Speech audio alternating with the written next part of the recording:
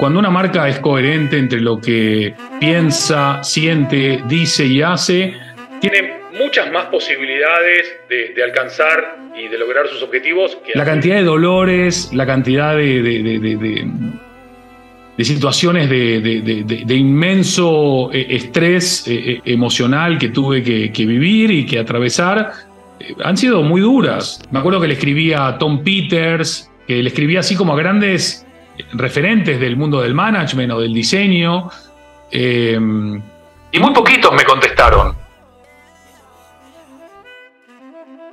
Bienvenidos a la tercera edición de The Personal Branding Magazine, la primera revista especializada en personal branding. Para entender el personal branding es importante entender el branding. El branding es aquello que le da alma a las marcas, que les permite humanizarse, tener un propósito y conectar con las personas. Hoy tenemos una entrevista muy especial en donde vamos a conocer el lado más humano de uno de los principales referentes, pioneros del branding en el mundo y que nos muestra ese lado más humano y su historia de vida. Con nosotros tenemos a Andy Stallman. Quiero empezar con el tema de necesitamos creer. Todos necesitamos creer porque, bueno, somos seres humanos y creo que Andy Stallman se ha vuelto precisamente un elemento clave para creer. ¿Por qué Andy Stallman se ha vuelto esto? Porque incluso si pensamos en ti, es Mr. Branding, un pionero en este tema de las marcas, y yo creo que hay un antes y un después de Andy Stallman. Entonces, qué grande, qué divina, gracias. No, de verdad, mira, yo no sé cuánto tiempo tengo en este tema de las marcas, pero la realidad es que viene a mi mente un ángel, por ejemplo, y nos empiezan a plantear las marcas, estudiamos y entre comillas estudiamos. Y siempre son las mismas personas, pero hablamos como de los años 90, por ahí, y no hay nadie más. Y llega Andy Stallman y entonces nos viene a proponer cosas nuevas, nos viene a plantear una nueva forma de ver, de interactuar, y que de hecho estaba revisando el previo, y pues bueno, Andy Stallman llega a proponernos, por ejemplo, cómo se va a conectar el mundo off-on, el cómo tenemos que creer, y por eso te decía, tenemos que creer, y viene el tema de uno de tus libros, y precisamente es lo que me lleva a preguntarte un poco de tu historia de vida. ¿Quién es Andy? ¿De dónde viene? Bueno, primero que nada, Nancy, gracias por esta presentación, reflexión, introducción, que se la voy a mandar a mis papás, a mi esposa y a mis hijos para que vean que el mundo del branding se divide en antes de Andy Stallman y después de Andy Stallman, y ya con eso ya has hecho mi día, mi mes y mi año. Así que gracias. No, a ti. Mira, Andy Stallman es una persona que nace justo en la primera primavera austral, después de que el hombre llega a la luna, con lo cual eso de pionero creo que me va más o menos bien, porque también la llegada del hombre a la luna marca un antes y un después de cómo vemos la vida, de cómo nos relacionamos con el universo, con la tecnología, y también con esa creencia que vos mencionabas, de que todo lo que uno puede visionar, si se trabaja duro, con disciplina, con recursos, con talento, con objetivos y con un calendario, puede ser real, ¿no? Porque de alguna manera, si vos pensás que en el año 62, 7 años antes de llegar a la Luna, el presidente Kennedy dice, vamos a ir a la Luna no porque sea fácil, sino porque es difícil, y después se llega a la Luna, es algo como épico, poético, pero detrás de lo cual hay mucha ciencia, mucha tecnología, hay mucho liderazgo, hay planificación, hay de todo, hay diseño, etc. Decía que nací entonces en esa primavera austral, viví en Argentina hasta los 32 años, 11 meses y 15 días. Ya cuando llegué a España, a las 2 semanas cumplí 33 años, y con todo el respeto del mundo, me gustó hacer esa analogía de la resurrección, ¿no? Porque justo a los 33 años hay una resurrección.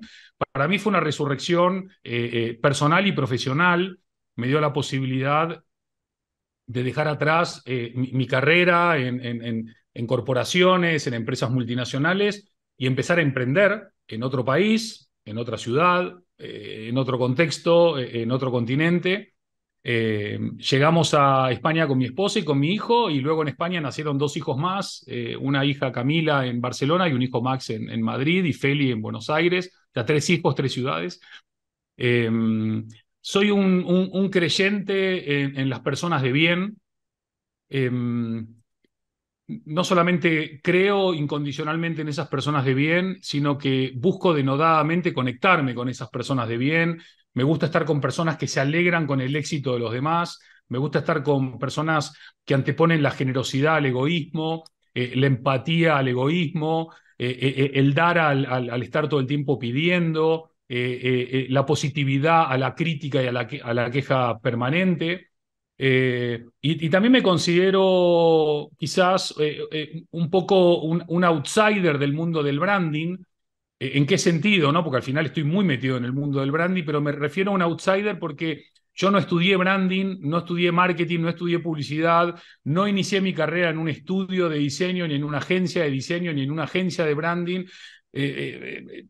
Soy un poco un bicho raro, ¿no? En el mundo del branding porque empecé grande en el fondo a estar del lado del partner estratégico, siempre había sido cliente antes, y eso creo que también me dio una mirada y una mentalidad y una aproximación distinta, ni mejor ni peor, distinta, quizás mucho más humana, menos apalancada en la metodología y más en la intuición y en el proceso natural de comprender a las personas y entenderlas. Y bueno, después también podemos agregar que soy profesor universitario, consultor de empresas, speaker, y sobre todo esposo, padre, hijo, amigo, hermano y familiero, hincha de Boca, por supuesto, y un agradecido a la vida por las oportunidades que me da, que me dio y que espero me siga dando. Y así sea. Andy, curiosidad, ¿qué estudiaste? ¿Qué carrera traías? Pues mira, voy a encender la luz para que se nos vea mejor. No sé si está mejor así, sí, ¿no? Todo bien, Que se sí. nubló de repente. Mira, creo que como muchos jóvenes de 16, 17 años, no tenía nada claro lo que quería estudiar.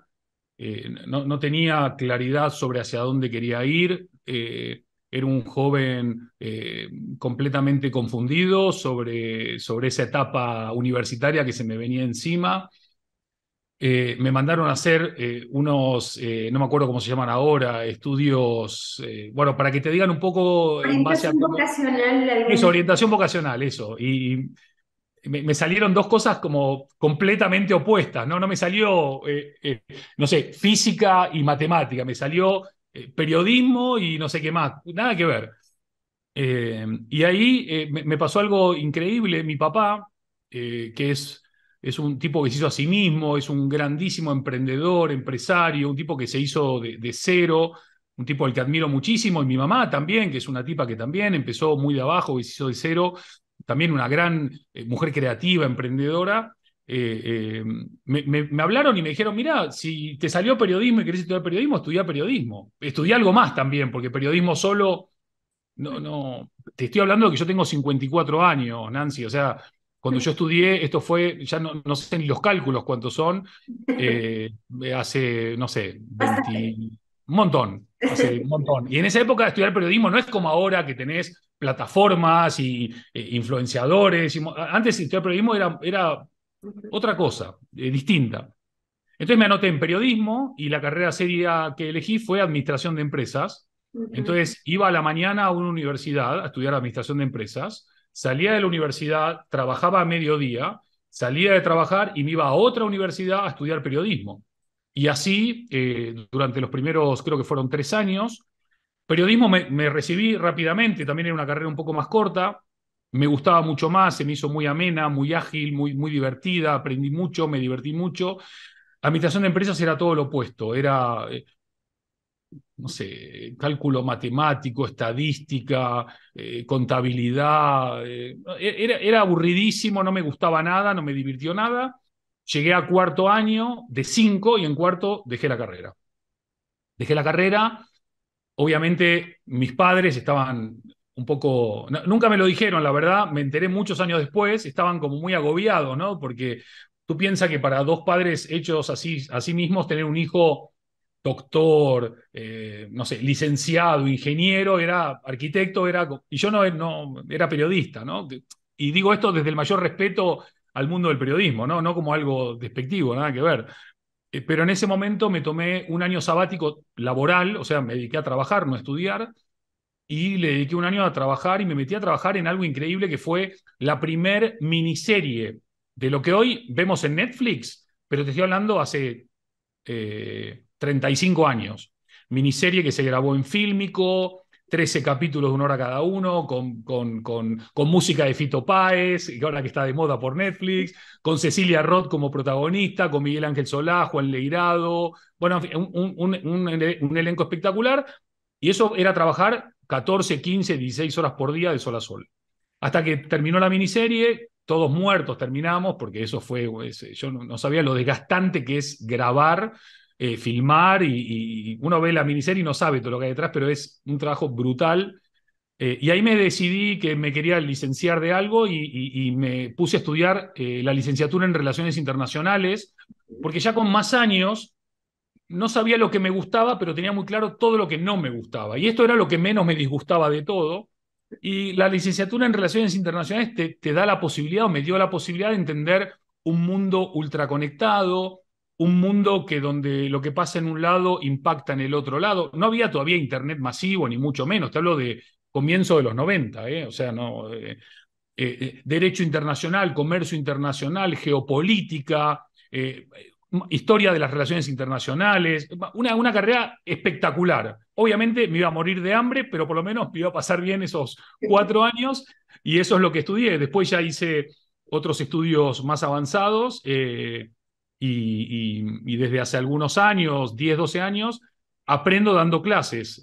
Doy clases en escuelas de negocio, en universidades y sigo aprendiendo permanentemente.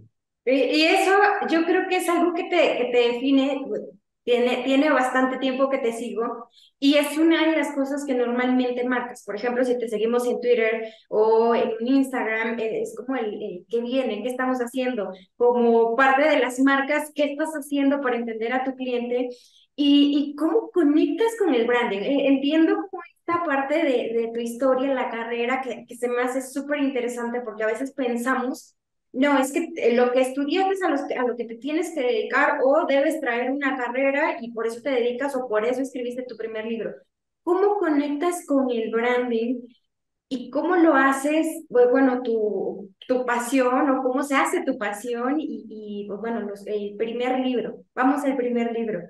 Bueno, yo creo que, Nancy, todo está conectado, ¿no? Si vos analizás escritos ancestrales o mismo ahora mismo películas como Avatar 2 o uno, te dicen que todos somos parte de un ecosistema muy grande que podemos llamar naturaleza, medio ambiente, planeta, lo que querramos, y lo que cada uno hace le impacta a los demás, llámese animal, vegetal, ser humano, etcétera, etcétera. Con lo cual, todo está interconectado y a mí me gusta mucho ver cómo lo que hacemos o lo que dejamos de hacer nos afecta o nos eleva o nos hunde. Y con los años me fui dando cuenta cada día más de que las marcas juegan un rol muy trascendente en nuestro ecosistema humano. Durante muchos años muchas personas, y incluso a día de hoy, muchas personas siguen asociando branding solamente a venta o a producto comercial, ¿no? Perdón, cuando hablamos de branding hablamos de la marca país, Singapur es una marca, cuando hablamos de branding hablamos de una marca personal, Nancy es una marca, cuando hablamos de branding hablamos también de una ONG como Amigos de Sierra Leona, que es una marca, o hablamos de mi papá, que también es una marca. Todos somos una marca, organizaciones, instituciones, personas, ciudades, equipo, regiones, partidos políticos, etcétera, etcétera, etcétera.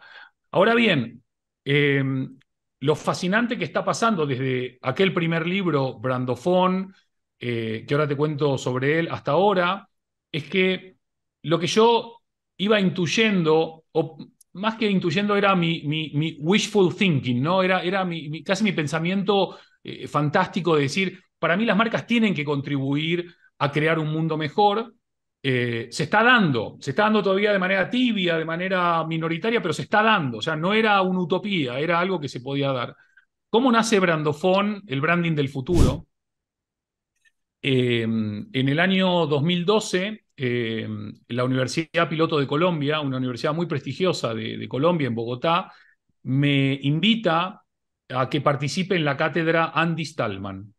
La cátedra Andy Stallman era una cátedra piloto en la cual hacíamos confluir 6 carreras diferentes, de ámbitos diferentes, en una misma cátedra, para que justamente la gente de diseño aprenda de psicología, o la gente de psicología aprenda de administración de empresas, o la gente de marketing aprenda de diseño interior. En fin, 6 carreras diferentes unidas bajo la cátedra Andy Stallman. Fue una experiencia espectacular, con un equipo increíble de la Universidad Piloto, que fue una de esas experiencias que te marcan la vida por lo increíbles que han sido.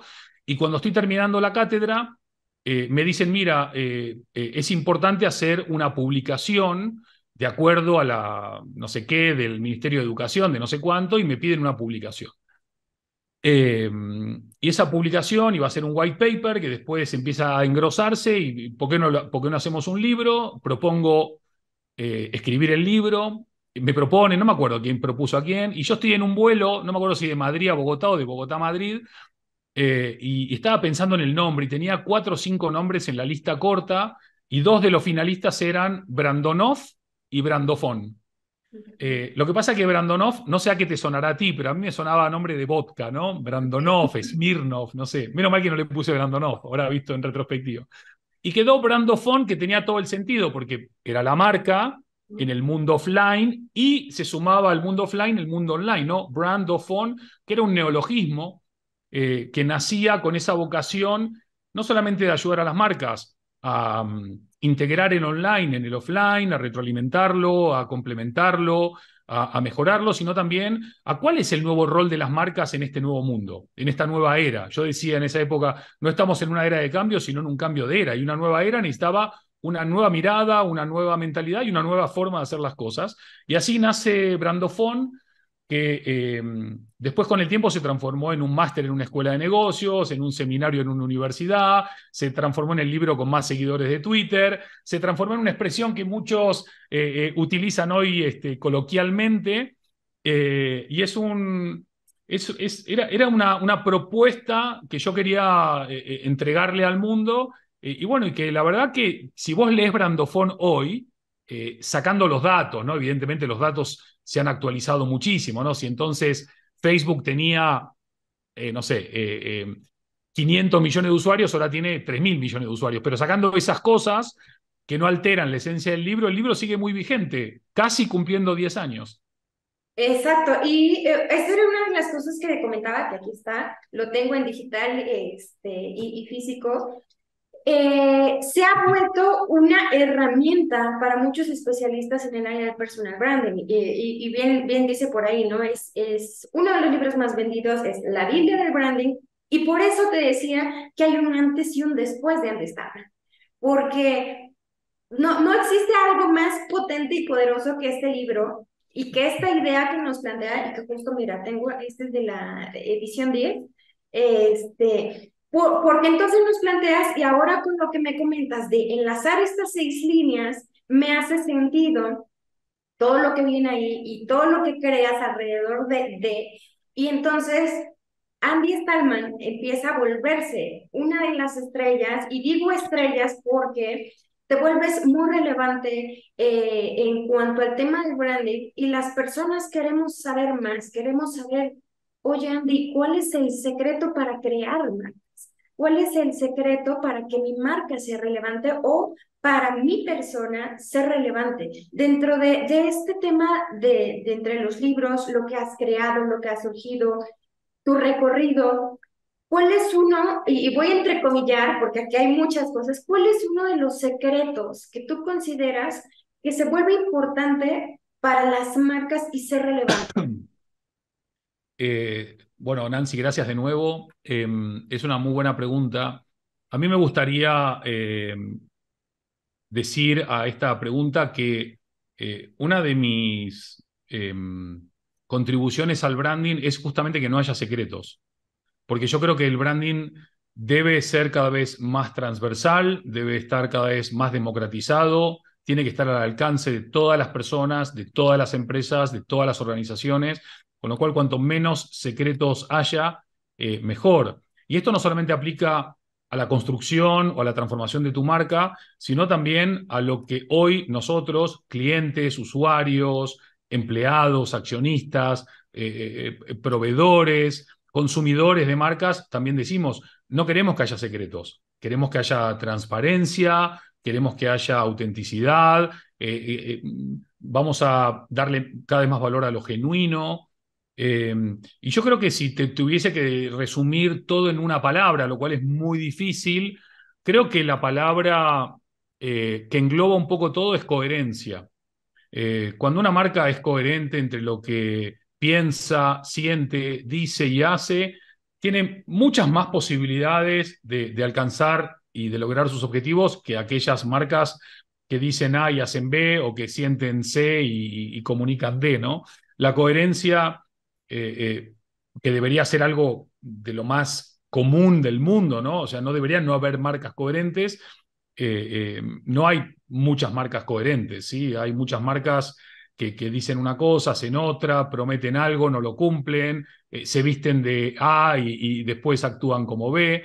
Entonces yo creo que la coherencia, tanto a nivel de marcas personales, como corporativas, como institucionales, como del tercer sector o del cuarto sector, la coherencia creo que es uno de los secretos a viva voz que hay que sacar de la caja y poner en valor en todos los ámbitos. Me encanta y coincido con esta parte y me lleva a pensar precisamente en el tema del tótem, de lo que hablábamos al principio, del creer y también no me voy a saltar la parte humana, que es un siguiente libro, y que tú siempre haces hincapié en el punto de humanizarnos y que curiosamente en el tema de las personas, más que en el de las marcas, o incluidas ambas, eh,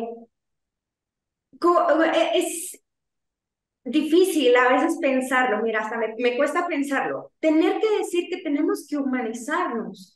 Oye, es que tienes que humanizar tu marca y las marcas están ocupadas, preocupadas por decir, bueno, mi marca tiene que ser más humana. Pero también cuando llegamos a nosotros mismos, espérame, se supone que tú eres un ser humano y que tienes que ser humano, que eres cercano o que deberías tener determinadas características.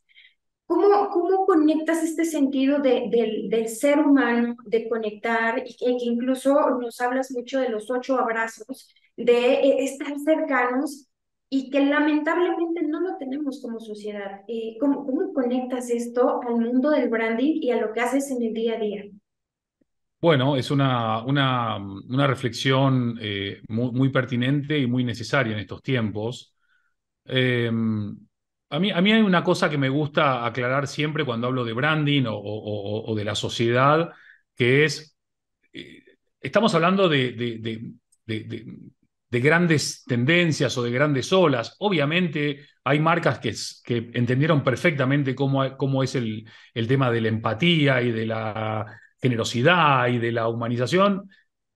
La mayoría no. Y también hay muchos seres humanos que tienen un corazón que no entra en la cámara y muchos no. O sea que estamos hablando de la mayoría, no de las excepciones, obviamente, ¿no? Hecha esta aclaración, yo creo que tuvimos una gran oportunidad durante la pandemia de haber reconectado con lo más importante del ser humano, ¿no? Cuando llegó la pandemia, y no soy fan de volver a hablar de la pandemia todo el tiempo, pero creo que es importante entender al ser humano a partir de las lecciones que se nos ponen en bandeja y ignoramos o no abrazamos o no ponemos en valor, porque durante la pandemia lo que todos echábamos en falta era el abrazo, el beso, el encuentro social, ir a la cancha, ir al bar, no sé, ir a un concierto, echábamos de menos poder ir a comer con amigos.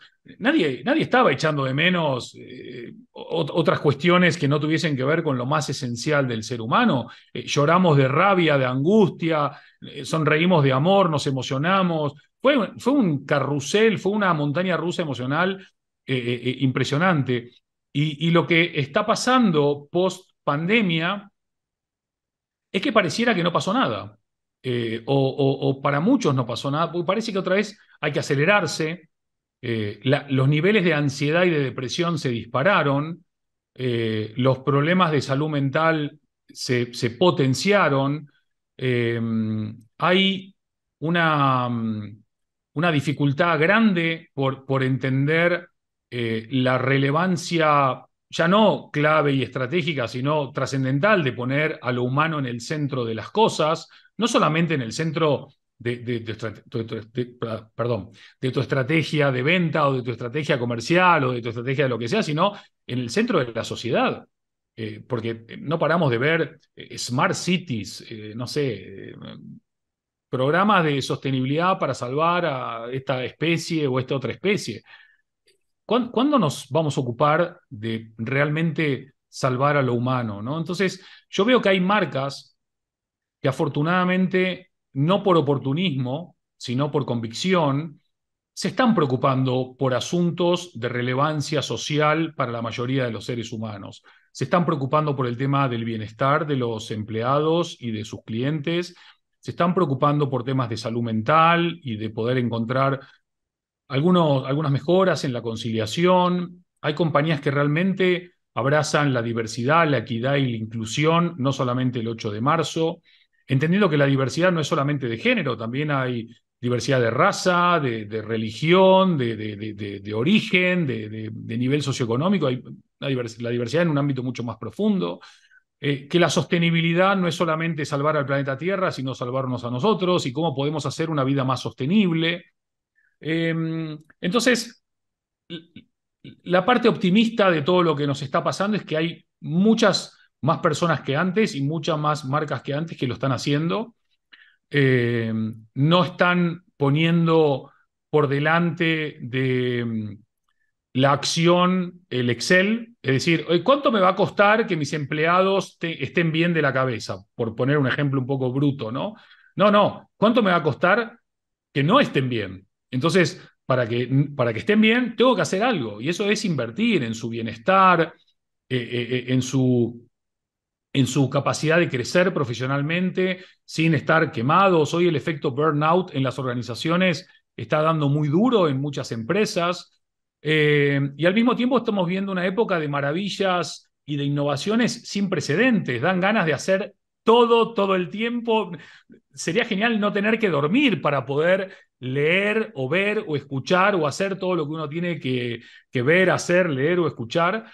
Eh, entonces, bueno, son un poco estas bolas en el aire, ¿no? Donde hay unas bolas más negras, otras bolas más blancas, que no me acusen de racismo, por favor, en donde, claro, tenemos que buscar ese esquivo balance, que no sé si existirá o existe, para poder atacar los problemas, mejorar las cosas que están bien, evolucionar aquellas cosas que hemos conseguido y seguir luchando por evolucionar. Los procesos de mejora continua que uno busca, como los japoneses y el método Kaizen, ¿no? Tienen que ser aplicados a la vida, y la mejora continua no es solamente ganar más dinero o trabajar más horas, también es estar mejor como personas, como familias, como comunidades y como sociedad. Comparto totalmente este punto de como personas tenemos que mejorar constantemente y en este sentido, hablando de esta parte humana, seguramente todos pensamos es que Andy Stallman está trabajando constantemente y casi siempre que encontramos un líder, al líder le ponemos, colocamos características y lo deshumanizamos, porque el líder no puede sentirse mal, no puede tener fracasos, derrotas, etcétera, y entonces es muy difícil cuando está en su lado más humano. ¿Cuáles son las fortalezas de Andy y cuáles son las debilidades. ¿Qué es lo más potente que tienes y aquello que dices, esto es lo que me hace más humano en cuanto posiblemente a una debilidad? Muy buena pregunta también, querida Nancy. Eh, yo creo que si vos revisás todos mis videos, todas mis entrevistas, todas mis conferencias, es muy difícil que me encuentres quejándome de algo que me pasó. Y yo creo que eso tiene que ver con mi forma de encarar las cosas, que es mirar para adelante. Eh, Sin duda alguna, y quizás me abro un poco aquí con vos porque me estás dando esta posibilidad de abrir un poco más en canal.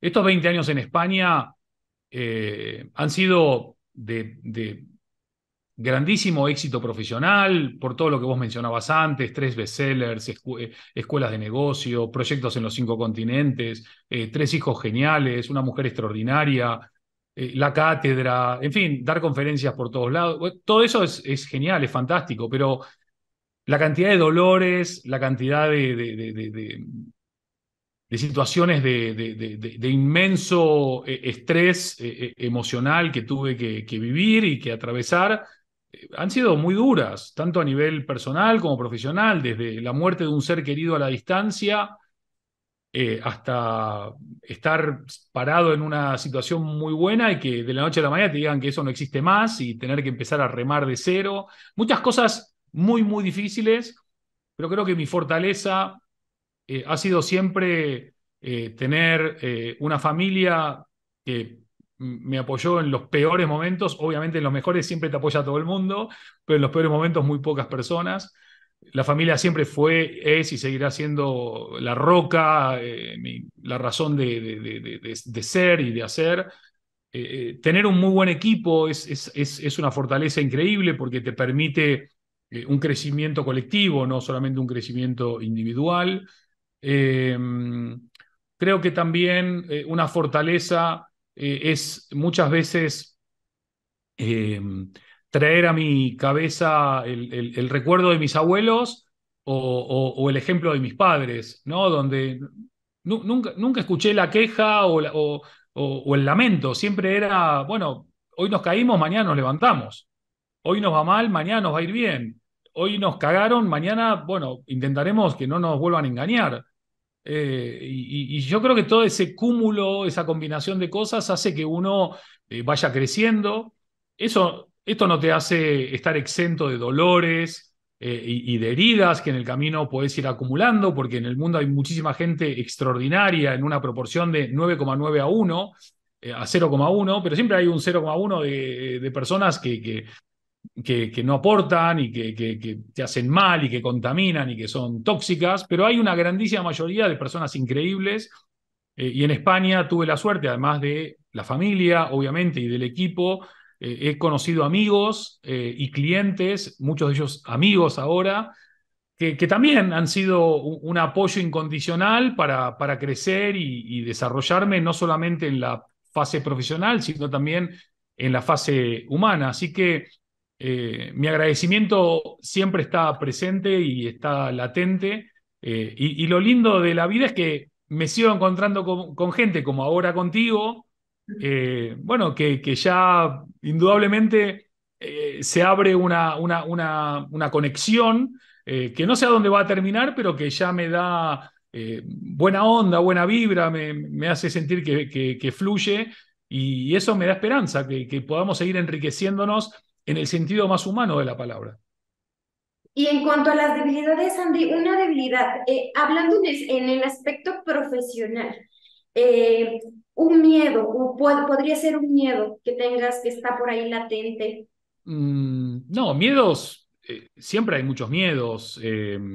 Cuando vas a empezar un proyecto en un país nuevo, con un idioma nuevo, con una cultura nueva, con un cliente nuevo, hay un miedo, pero a mí me gustaría matizar el concepto de miedo, porque cuando nuestros ancestros vivían al aire libre, ¿no? Hace cientos de miles de años, el miedo los mantenía a salvo, el miedo los mantenía vivos, porque si vos no tenías ese sentido del miedo, aparecía un animal y te engullía en un segundo. Entonces, el miedo te permitía refugiarte de la amenaza de la naturaleza y seguir avanzando. El miedo en su origen no era algo negativo, era una señal de alarma que te permitía justamente estar vivo. Ahora, el ser humano moderno transformó el concepto de miedo a la inmovilidad, justo lo opuesto del origen de miedo.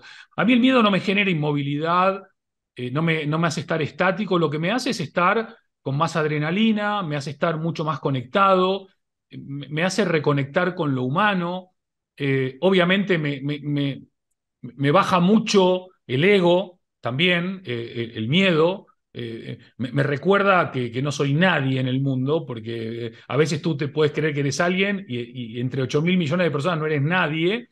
Y esto está bueno cada tanto, ¿no? Tampoco el exceso de falta, hay que tener un equilibrio, ¿no? Un poco de ego siempre digo que está bien. Eh, esos miedos tengo, he tenido miedo de que gente del equipo se vaya y se han ido un montón de personas increíbles del equipo. Guille, Mercedes, Lisa, Pauli, Claudia, un montón de gente, pero todos a mejor. Con lo cual mi miedo se transformó en alegría por ellos, porque son personas que quiero, que estimo y hoy están, eh, pienso mejor, ¿no? Que por eso han cambiado y están en empresas más grandes y seguramente ganando más dinero. Y luego tengo los miedos que creo que tenemos casi todos los seres humanos, ¿no? Cuando el miedo a no ser querido, el miedo a no ser reconocido, el miedo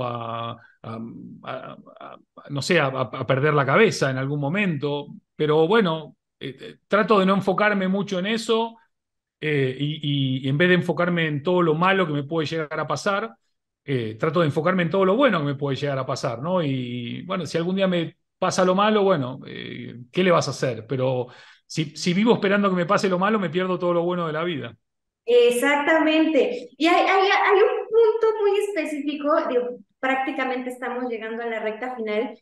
Hay específicamente dos puntos que quiero tocar. Uno, creo que hay un momento muy importante, no sé, desde mi percepción en la carrera de Andy Stallman y creo que sucedió hace 5 años, estuve viendo por ahí, que al final es algo impactante y creo que no solamente para ti, desde mi caso yo vi y dije, wow, qué impresión, qué emoción, qué fuerte, que fue una entrevista, yo creo que uno de los líderes mundiales más importantes, más poderosos del mundo.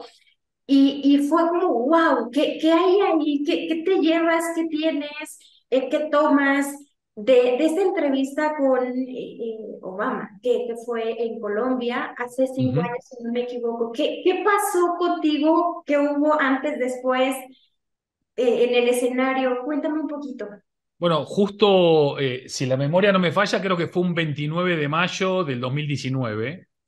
Eh, no, bueno, eso también me generó eh, un cóctel emocional brutal, pero curiosamente estaba en México, estaba en Monterrey, estaba volviendo a Madrid cuando me llamó Fernando Ansúrez, que me dijo, mira Andy, está esta posibilidad de entrevistar a Obama en el EXMA Bogotá, mandame tu hoja de vida que la tengo que mandar al equipo de Obama y bla, bla, bla, bla, bla. Y yo me subí al avión en Dallas y llegué a Madrid y cuando bajé del avión tenía este mensaje que decía, el equipo de Obama te aprueba para entrevistar al presidente Obama delante de las 6.000 personas en EXMA, en EXMA Colombia. Así que venite para acá. Así que fue bajarme del avión, llegar a casa, darme una ducha, empezar a hacer un poco de research.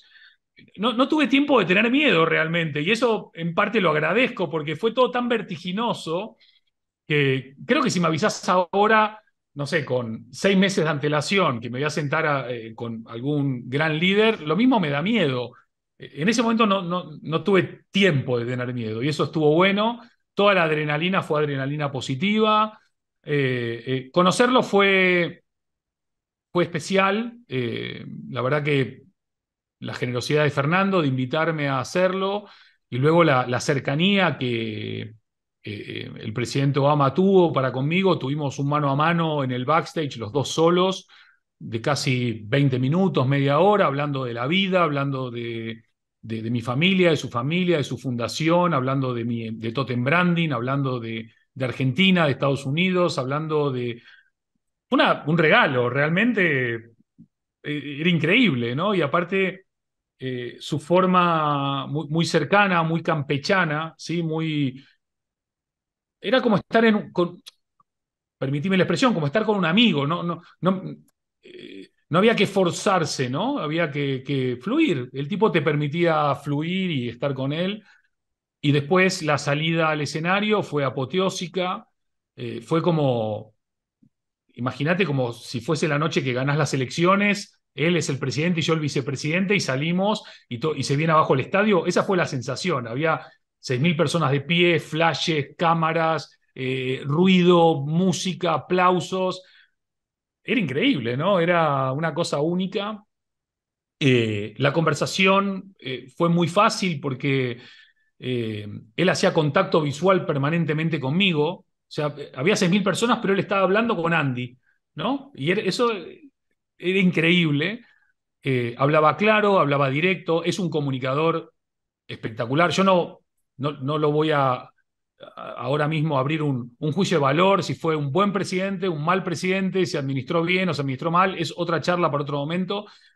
Lo que no tengo ninguna duda es que como comunicador es de lo más grande que hemos visto a nivel político sin duda, pero a nivel no político también. Un comunicador, como elaboraba los discursos, cómo elaboraba las respuestas, la energía que ponía a lo que decía y cómo lo decía.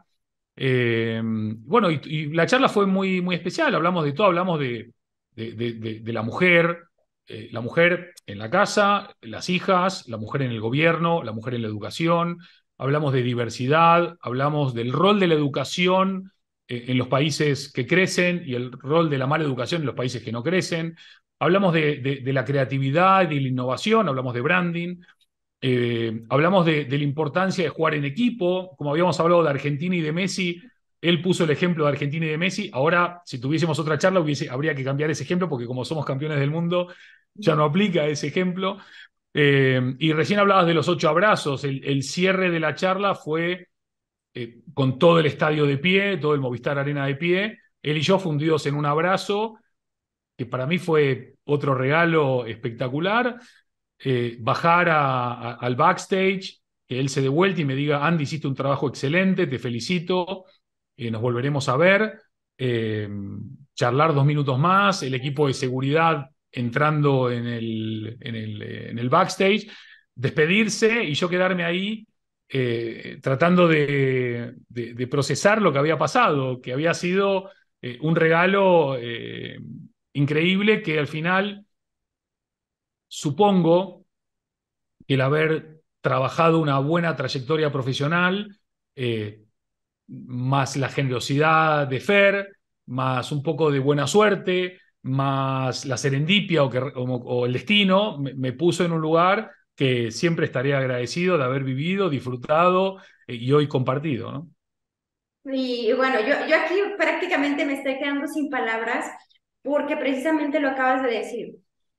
Son varios elementos que conectan para que un momento tan espectacular, porque ahora que lo cuentas y demás, es como la vibra y es como, wow, nuevamente volver a vivirlo y estar presente y poder platicarlo con las personas que nos estén viendo, con familiares, con amigos, conocidos. Y justo me lleva a pensar en ¿qué es lo que Andy Stallman quiere con su marca personal? ¿Cómo quiere ser recordado? El día en el que tal vez tú ya no estés aquí o a lo mejor en unos años, ¿cómo quiere ser recordado Andy Stallman con su marca personal y lo que hizo? Mira, Nancy, muchas veces uno lo piensa, ¿no? Uno piensa que es finito, que es vulnerable, que puede morir, que va a morir, obviamente, que puede morir, no, que va a morir. Eh, y muchas veces me preocupaba cómo iba a ser recordado o cómo iba a ser. Y una de las cosas que me hizo pensar en eso fue decir: no quiero trabajar en cómo voy a ser recordado, quiero trabajar en cómo soy hoy visto o valorado o reconocido, porque cuando no esté ya no voy a estar, con lo cual da igual en el fondo, ¿no? Eh, entonces, hoy me gustaría eh, ser reconocido o por lo menos valorado como una persona que realmente ha tratado de contribuir a mejorar las empresas, la sociedad y el mundo a través de mejorar el branding. Me gustaría ser reconocido también como una persona que trato dentro de la medida de lo posible de hablar con todas las personas que me contactan. A veces no lo consigo porque son un montón de personas que me escriben o que me piden. Trato dentro de lo humanamente posible de responder a casi todos, de dar espacio a casi todos, porque creo que todos merecemos esa oportunidad. Y además, me acuerdo cuando yo empecé, siempre me acuerdo cuando yo empecé. Yo cuando escribí Brandofón, que fue en el 2013, hace 10 años, me acuerdo que le escribía a Tom Peters, que le escribía así como a grandes referentes del mundo del management o del diseño, eh, y muy poquitos me contestaron. Obviamente hubo muchos que sí me contestaron, después Dennis Lillón o Eric Qualman o Gonzalo Brujó, qué sé yo, un montón de gente muy, muy buena onda que sí me contestó, que sí me apoyó, entonces no me quiero olvidar de eso. Entonces, muchas veces me contactan jóvenes que están empezando la carrera o que están por terminar la carrera, a veces me llama gente que está terminando por jubilarse o que se está yendo. Y dentro de las posibilidades trato de hablar con todo el mundo. Entonces, al final del día, si soy considerado un humanizador, si soy considerado una persona normal, apasionada, comprometida, que no me da igual todo y que no transo con cualquier cosa, que tengo mis momentos de berrinche y de mal humor como cualquier ser humano, porque al final ser humano es eso, ¿no? Es permitirse a veces estar enojado o a veces estar triste o a veces estar de bajón, pero lo mínimo posible, ¿no? La mayor cantidad del tiempo hay que tratar de estar positivo porque no hay una alternativa mejor a esa. Y en este sentido, en esta reflexión que estás mencionando, ¿cuál sería una frase o un par de palabras que nos puedas dejar como aprendizaje de, pues bueno, de esta pequeña conversación? Bueno, yo no la siento para nada pequeña la conversación, siento una grandísima conversación acá, Nancy. Eh, Creo que eh, si tuviésemos que sacar una reflexión barra conclusión barra recomendación de esta charla es aprender de cómo la llevaste. Creo que es de las mejores entrevistas que me hicieron jamás, aunque es una conversación, no deja de ser un poco una entrevista, no solamente porque me has hecho sentir con ganas de abrirme y de contar todo, me has hecho sentir cómodo, me has hecho sentir a gusto. Se nota que te lo preparaste. La preparación es muy importante en este mundo, no solo para entrevistar o para conversar, sino para todo. Eh, y creo también que al final del día, cuando podemos encontrar espacios en donde nos rehumanizamos y nos reconectamos, nos sentimos bien. Entonces, la preparación, la empatía, la cercanía, el dar también el valor del tiempo del otro a uno y viceversa, porque yo considero que mi tiempo es valioso, pero tu tiempo también es valioso. Y en esta charla siento que los dos hemos sido respetuosos del tiempo que el otro está invirtiendo o ha invertido en la previa también. Eh, bueno, también, perdón si sueno tan, no sé cómo decirlo, egocéntrico, hablando tanto de mí. La verdad que ahora termina la charla, hago un repaso mental y digo, uff, qué pereza para todo el mundo decir este pibe es insoportable, no para hablar de él, pero no era mi intención. Quizás podíamos haber hablado más de otras cosas, pero bueno, me agarraste por el lado más personal y por ahí fui, así que espero que no se lo tomen así, aunque un poco mi ego es grande, no solo porque soy argentino, sino porque creo que también en un mundo tan complicado y tan competitivo, las personas que tenemos un poco de timidez, aunque no se la crean, y que somos un poco introvertidos, aunque no se lo crean, tenemos que sacar un poco ese ego a pasear para contrarrestar todo eso y por lo menos salir un poco even y poder ir al mundo